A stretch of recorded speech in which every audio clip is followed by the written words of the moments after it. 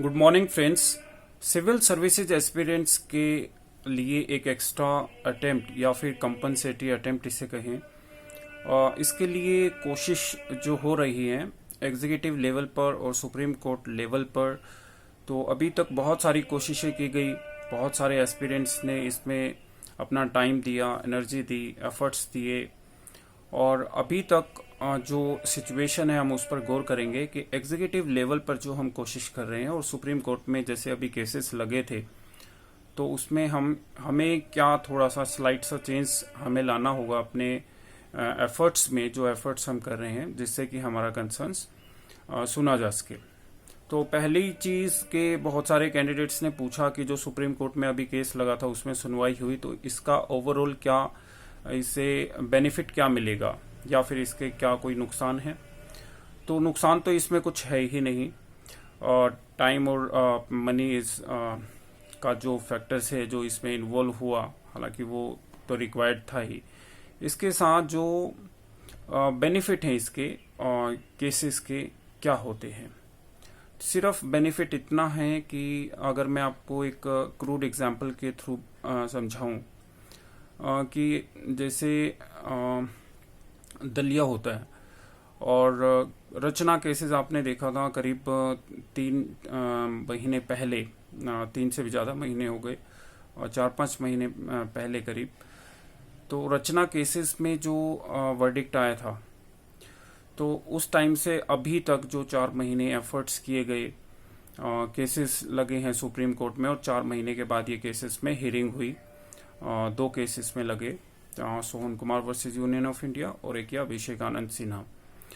तो इन केसेस का क्या बेनिफिट हुआ सभी स्टूडेंट्स को, तो सिर्फ इतना बेनिफिट हुआ, अगर मैं इसको क्रूड एग्जांपल से आपको समझाऊं, कि दलिया ठंडा हो गया था और वो दोबारा से गर्म हो गया है, मगर ये खाया तभी जा सकता है जब इसमें आपको दूध डालना पड़ेगा। और दूध डालना मतलब आपका जो कंसर्न्स है, आपका जो इशू है, वो जब तक डीओपीटी या यूपीएससी के पास नहीं पहुंच जाता है और वो उस इशू को एड्रेस जब तक नहीं करती है, तब तक इस डाइट का कोई बेनिफिट नहीं है।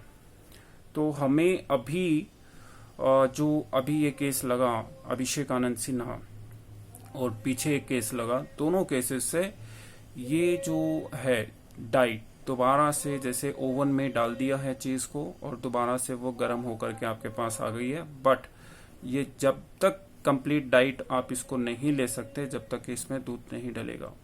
और एग्जीक्यूटिव लेवल पर जो कोशिशें हो रही हैं, बहुत सारे स्टूडेंट्स कोशिश कर रहे हैं, हम लोग भी कोशिश कर रहे हैं, कोई भी लीडर है, अपोजिशन लीडर है या फिर करंट रूलिंग गवर्नमेंट से कोई लीडर है, आप जिसके पास भी जाते हैं आप उनको सिर्फ इतना ही कन्विंस करें, 2-4-5 मिनट में आपने अपना इश्यू बताया कि इस इश्यू के रिगार्डिंग हम आपके पास हैं, और फाइनल चीज जो बहुत ही इंपॉर्टेंट है वो कहना मत भूलें।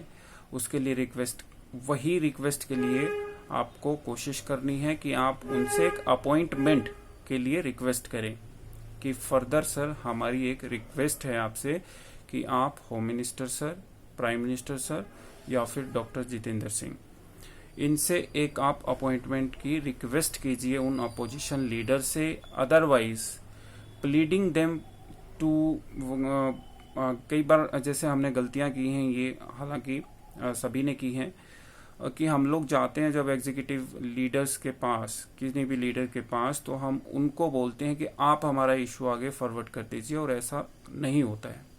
प्रैक्टिकली जो देखा गया सिस्टम में, तो इस तरीके से इशू कभी फॉरवर्ड नहीं किया जाता, क्योंकि कोई दूसरा डिपार्टमेंट जिसके पास उस चीज की अथॉरिटी नहीं है, तो वो आपके बिहाफ पर आपके बिहाफ पर आपके इशू को आगे फॉरवर्ड करे, ये काम वो नहीं करते हैं, क्योंकि वो अपने काम में ही बहुत बिजी रहते हैं। तो आप सिर्फ उनसे रिक्वेस्ट कीजिए जाने के बाद कि आपकी हाथों हाथ एक अपॉइंटमेंट आगे नेक्स्ट लेवल पर हो जाए, बस, जिससे कि आपका इशू डायरेक्ट एचएम या फिर पीएम सर वहां तक सुना जा सके। तो यही गलती की वजह से हम लोगों ने जितने भी कोशिशें की हैं एग्जीक्यूटिव लेवल पर, वो अभी तक सक्सेसफुल नहीं रही, उनका जो रिजल्ट्स है फाइनल आउटकम वो नहीं मिल पाया, यही रीज़न रहा। और अभी जिन भी एग्जीक्यूटिव से, चाहे वो करंट रूलिंग गवर्नमेंट है या फिर अपोजिशन है या कोई और है, तो उनसे अगर हम भी मिलेंगे तो हम भी उनसे यही रिक्वेस्ट करेंगे कि आप हमारी एक फर्दर अपॉइंटमेंट लेने में हेल्प कर दीजिए। This is what we want from you.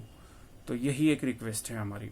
और आप भी जैसे बहुत सारे लीडर्स हैं, अगर आप चले भी जाएंगे तो आप उनको अपना जो इशू बताते हैं, पेन बताते हैं, तो वो कहते हैं ठीक है, ये तो बहुत जेन्युइन डिमांड है, ये आपका जो कंसर्न सुना जाना चाहिए और वो सब।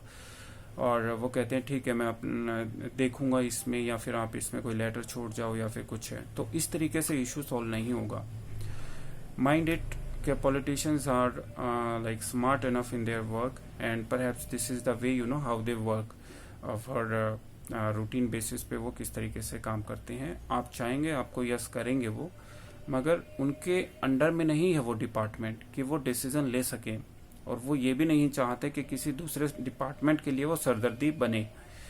जो इशू सुप्रीम कोर्ट में जा चुका है, जो इशू इतना मतलब जिस पर थ्रस्ट है, इसको कंसिडर करने के लिए 10 से 11 महीने के एफर्ट्स हो चुके हैं, तो कोई भी लीडर मतलब करंट रूलिंग गवर्नमेंट में कोई भी लीडर आपको ऐसा नहीं मिलेगा जो आपके बिहाफ पर वो पेन आगे फॉरवर्ड करे और उनसे आंसर्स मांगे और फिर आपको आंसर दे। तो ये बिल्कुल ही मतलब जो है एक्सपेक्टेड नहीं लगता है कि इस तरीके से काम हो पाएगा।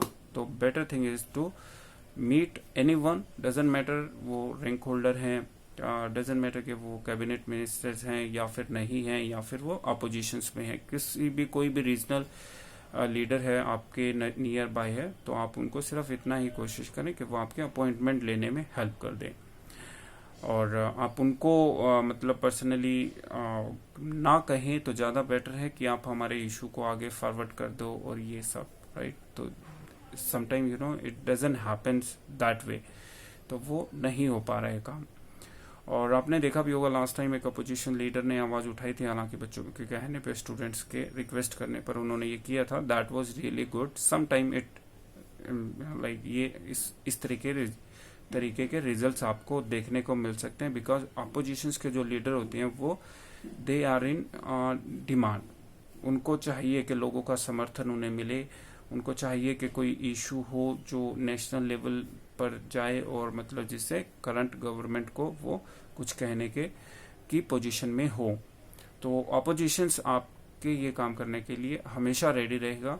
और करंट रूलिंग गवर्नमेंट में perhaps no one is ready to bother other persons. जो दूसरे लीडर्स हैं तो उनके डिपार्टमेंट में दखल अंदाजी, इंटरफेरेंस बहुत कम किया जाता है, और वो ऐसा कहेंगे बट होगा नहीं ऐसा।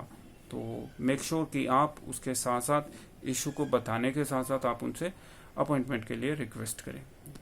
That's my humble request, and thank you so much for this session. And I hope ये जो कंटिन्यूअस एफर्ट्स हैं इनको हम एक आउटकम में चेंज कर पाएंगे जल्दी ही। Thank you.